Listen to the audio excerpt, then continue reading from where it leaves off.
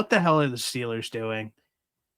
The Steelers trade for DK Metcalf for a second-round pick and then pay him 5 years, $150 million contract. The first thing that really comes to my head is when you're building a receiver room, this is like the oldest saying in the book. Like, you want to build it like a basketball team. Like, I'm sure you've heard that analogy before. And it just feels like DK Metcalf and George Pickens do the exact same thing. Yeah. They are deep ball winners, and I don't think either of them are guys that are going to like take a hit. I mean, I know DK Metcalf looks like he can, but if you've watched him since he's come into the NFL, he plays a little soft for like how big he is and how strong he is. And I just think that having two guys, DK Metcalf and Pickens, who are deep ball winners with no QB, might be one of the most bizarre.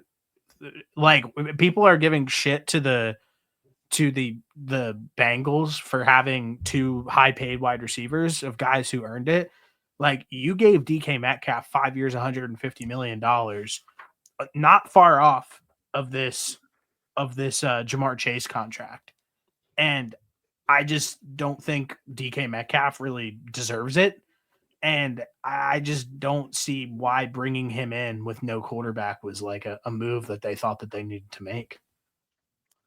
Contract aside, and I spoke about the Steelers last pod and how they just aren't an aggressive team when it comes to deals and like things like this.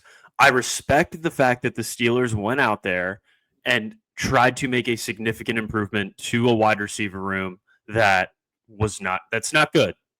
And I think DK Metcalf improves that receiver room, regardless of him and Pickens being similar.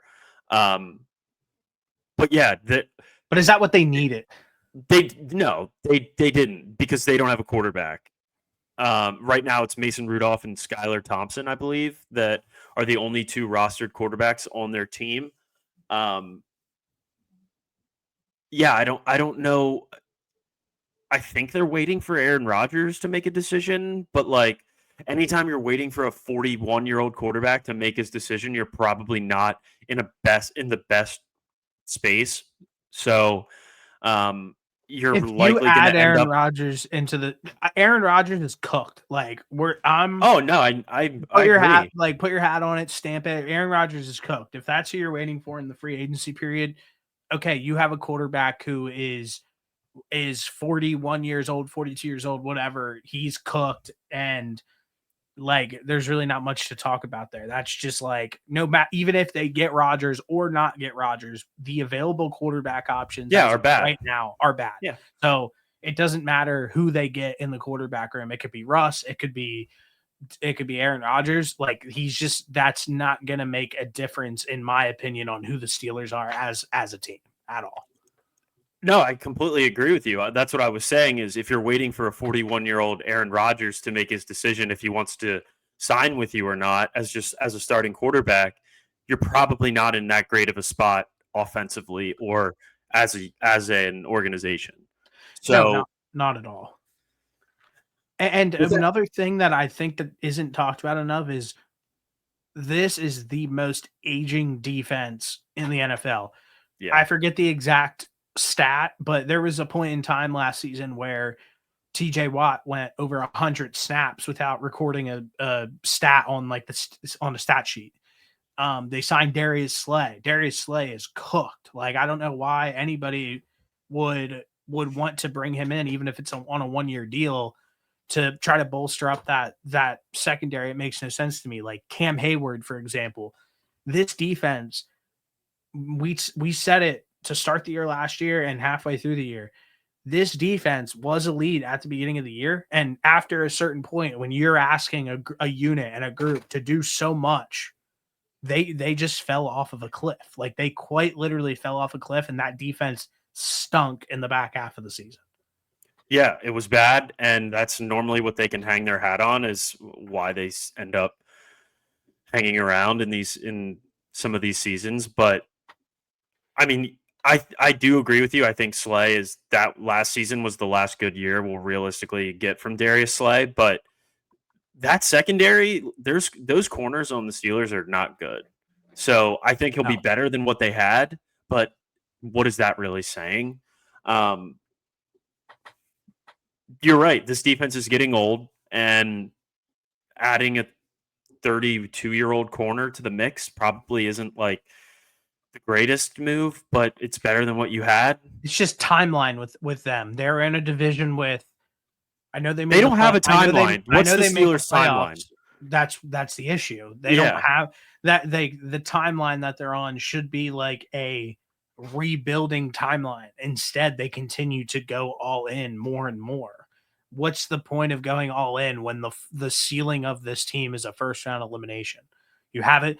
We're approaching a literal decade since the last time the Steelers have won a playoff game, and they do the same song and dance every single season.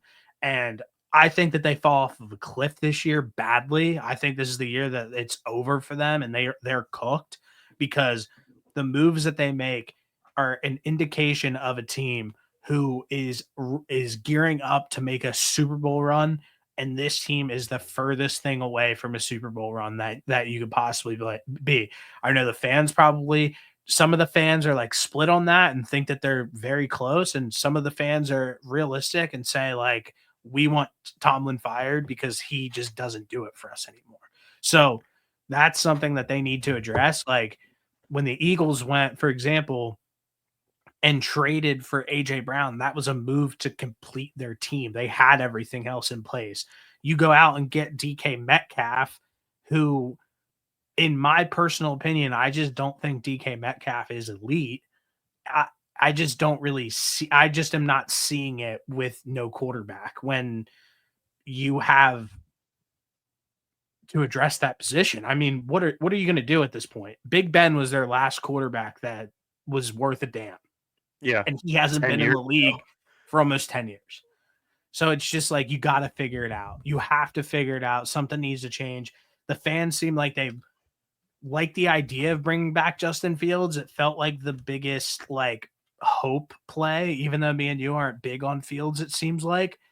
But I could see that from a fan perspective, being like, okay, we get a guy that's in the building who's 25 years old, who could potentially, he won us 6 games last season. Like, let's see what he can do. You let him walk out of the door, and now you're fighting between Russ and Aaron Rodgers, who both are the corpses of themselves at this point in their career. And it's just, you got to hang it up. Within the last 10 years, I feel like it's safe to say that the Steelers have been like one of the most poorly run organizations in the NFL. I would have to agree with you. They have no timeline. They have no plan, it seems like. They don't know what they want to do, and they just try to run the same thing. Like, they're the definition of insanity, is the Pittsburgh Steelers. Doing the same thing over and over and expecting a different result. Bring in a mid-level quarterback, rely on your defense. You go 9-8, losing the first round of the playoffs.